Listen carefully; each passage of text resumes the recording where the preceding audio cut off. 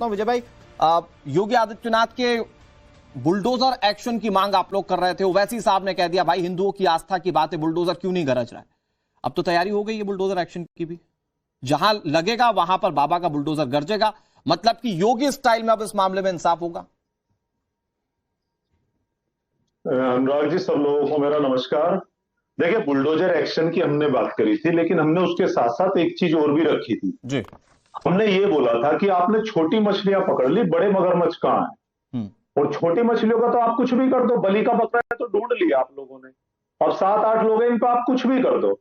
बात ये नहीं है, सवाल ये है 40 दिन में जो 70 बार चोरी हुई है इन छोटे लोगों ने करी है, तो बड़े लोग क्या कर रहे थे उस समय।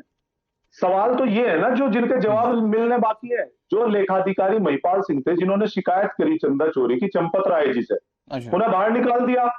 तो इसका मतलब दो चीजें हैं ना, या तो चंपत राय जी को पता ना होता, एक सवाल पूछ रहा हूं आपसे निकाल कैसे दिया। विजय भाई, मैं एक सवाल पूछ रहा हूं आपसे, मैं ये जानना चाह रहा हूं कि क्या आप जज हैं, क्या अखिलेश यादव जज हैं, क्या या मैं जज हूं, क्या ये कैसे पता आपको कि दोषी कौन है। दोषी तो तब पता चलेगा ना जब जांच होगी।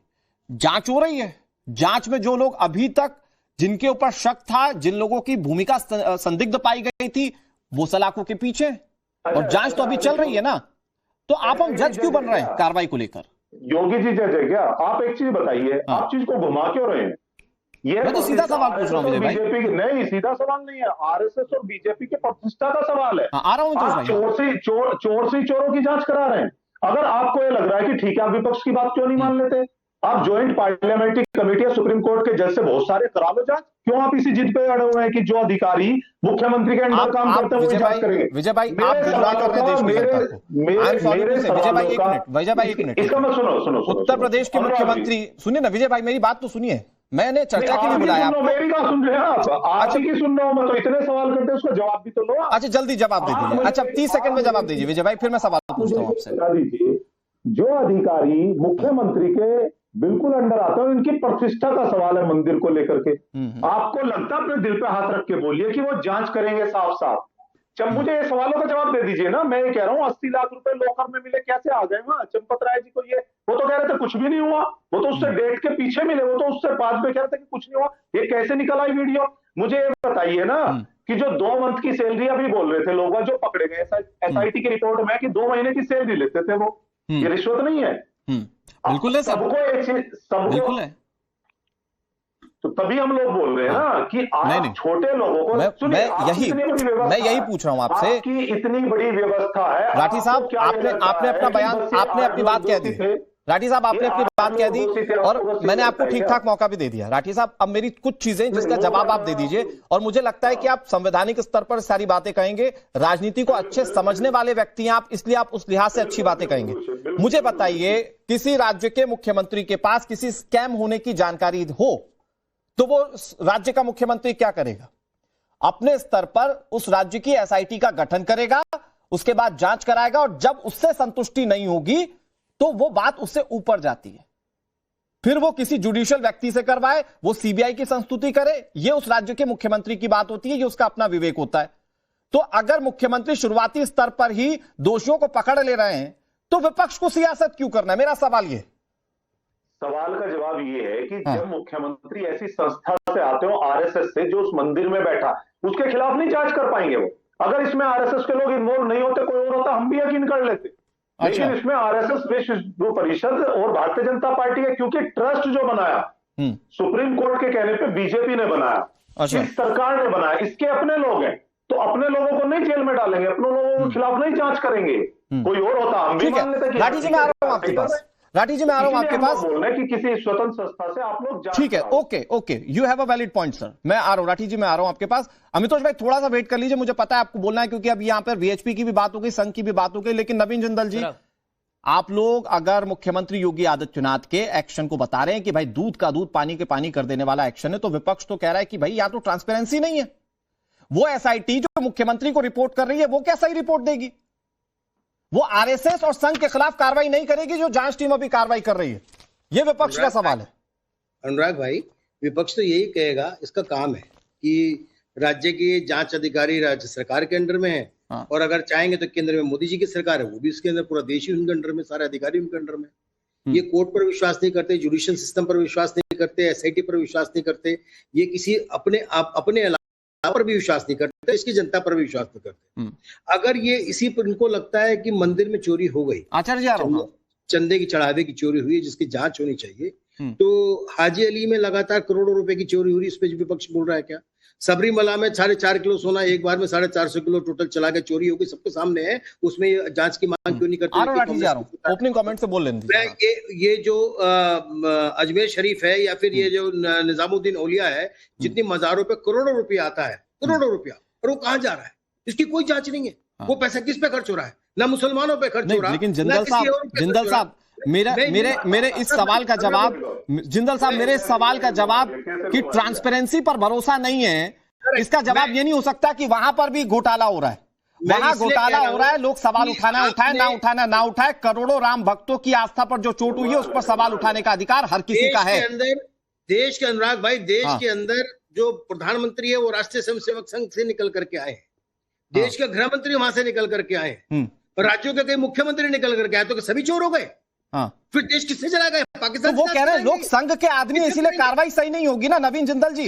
किससे कराएंगे आप मुझे बताइए। अच्छा चलो, अगर मान लीजिए संघ से, मैं कह रहा हूं देश का प्रधानमंत्री भी संघ से निकल करके आया है, तो फिर जांच किससे कराएंगे आप?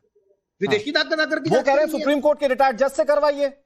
जब एसआईटी में ये लगातार कह रहे थे एफआईआर होनी चाहिए, एफआईआर में एक एसीपी एसपी रैंक का जांच करेगा, एडीजी रैंक का आदमी जांच कर रहा है। एसपी और एडीजी जवाब दीजिए, विजय राठी जी जवाब दे रहे हैं जल्दी से। सीनियर आदमी को कुछ समझेंगे नहीं। मुझे समाजवादी पार्टी को बता दो एक बात, आज एक नैरेटिव इन्होंने बना दिया। जिंदा जी एक मिनट सवाल पूछ रहे फिर जवाब दीजिएगा। जिंदा जी एक मिनट वो सवाल पूछ रहे फिर जवाब दीजिएगा। हाँ ठीक है राठी जी प्लीज। वो राम विरोधी है।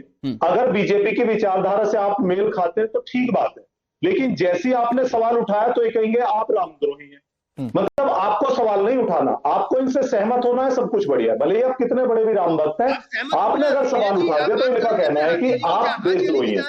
हम आपसे ये कह रहे हैं कि हमने एफआईआर की डिमांड करी, हमने जांच की डिमांड करी, लेकिन जो साक्ष्य आ रहे हैं मीडिया में, जो साक्ष्य एक एक करके जिंदा जी एक एक करके, हाँ साक्ष्य जो निकल कर आ रहे हैं वो ये बता रहे हैं कि 8 लोग नहीं है, इसमें बड़े लोग भी शामिल हैं। आप उन बड़े लोगों को तक अपना दायरा नहीं बढ़ाना चाहते और बढ़ा भी नहीं सकते, क्योंकि आप लोगों की हैसियत ही नहीं है वहां तक जाने की, क्योंकि उन्हीं लोगों ने आपको बैठाया, वही लोग आपको बैठाए। आज एक नैरेटिव ये चला, जैसे अभी एक व्यक्ति और बोल रहा था एक दूसरे चैनल पे, उसने कहा कि हम राम को लाए हैं। अगर मान लें आप राम को लाए हैं तो भगवान राम का ही आप खाए हैं। ठीक है विजय राठी जी हो गया। नहीं कर रहे हैं विजय राठी जी एक मिनट, विजय राठी जी एक मिनट, विजय राठी जी वो सवाल पूछ रहे हैं, एक लाइन में जवाब दीजिएगा। आप बताइए कोई संघ से है या किसी भी संगठन से जुड़ा हुआ है तो इसका मतलब ये थोड़ी है कि वो बेईमानी हो जाएगा या सब बेईमान हो जाएंगे। किससे जांच करवाएं फिर? जल्दी बताइए, नवीन जिंदल सवाल पूछिए, जल्दी बताइए। हमने ये लिखा कि सारे बेईमान है, हमने कहा कि जो चोरी में संलिप्त है बड़े लोग। हाँ तो ये तो मुख्यमंत्री योगी आदित्यनाथ भी कह रहे हैं ना, यही बात तो मुख्यमंत्री भी कह रहे हैं सर। क्या कह रहे हैं मुख्यमंत्री? कि जो दोषी होगा फ्रॉम टॉप टू बॉटम सब बख्शे नहीं जाएंगे, जो दोषी होगा सब पर कार्रवाई होगी। लेकिन ये चिल्ला के इंजीनियर दीनानाथ बोल रहे 40% कमीशन जाता था, किसको जाता था? आप निकाल के नहीं लेके आ पाए, वो किसको जाता था कमीशन 40%? ये बताइए ना नवीन जिंदल, जवाब दीजिए। एसआईटी के सामने प्रूफ दे। विजय राठी, आज आप मंदिर की बात करते हो, भगवान श्री राम की बात करते हो, 100 करोड़ हिंदुओं की बात करते हो, जिसका सदा समाजवादी पार्टी ने अपमान किया, फिर भी मैं कहता हूं अच्छी बात है। आप ये बताइए सबरीमला के अंदर हुई चोरी की जांच होनी चाहिए नहीं होनी चाहिए? हाजी अली के अंदर हो रहे करोड़ों रुपए के घोटाले की, अजमेर शरीफ की जांच होनी चाहिए, चंदे की नहीं होनी चाहिए? बोलो ना। नहीं बोलेंगे, मुस्लिम तुष्टीकरण की राजनीति करते हो।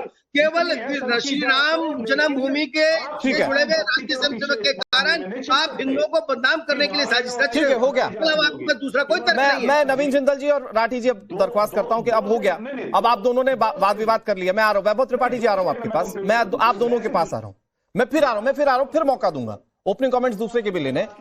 मैं फिर आ रहा हूं आपके पास। नवीन जिंदल जी एक छोटी सी बात, भाई सबरीमाला या दूसरे किसी मंदिर में चोरी हुई, डकैती हुई, क्या हुआ, ये वाकई में भक्तों की श्रद्धा के साथ एक बहुत बड़ा खिलवाड़ है, लेकिन उसका कोई रेलेवेंस राम मंदिर के साथ नहीं है या उस पर हो रही कार्रवाई के साथ नहीं है। तो आज मुझे लगता है कि अगर सिर्फ राम मंदिर के मुद्दे पर बात हो तो नवीन जिंदल जी ज्यादा बेहतर होगा। लेकिन अमितोष पारीक जी, मुख्यमंत्री योगी आदित्यनाथ चाहे जिस भी स्तर पर कह दें कि मैं कार्रवाई बड़े पैमाने पर करूंगा, विपक्ष को भरोसा नहीं है। समाजवादी पार्टी कह रही है भैया मुंसिफ भी आपका है, गुनहगार भी आपका है, आप कार्रवाई क्या कीजिएगा?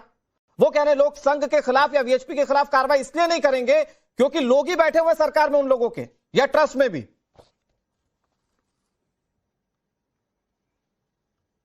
अनुराग भाई, देखिए अब देश बहुत सारी बातें स्पष्ट कर चुका है और मैं धन्यवाद मीडिया का करता हूं जिसने लगातार इस विषय को इतना गंभीरता से उठाया कि लोगों को अब समझ में आने लगा कि कौन इस पे राजनीति कर रहा है और कौन जांच के दायरे में, जांच की पड़ताल में अंदर तक जा रहा है। ये बहुत स्पष्ट है। 2 विषय अभी आपके समक्ष है अनुराग भाई।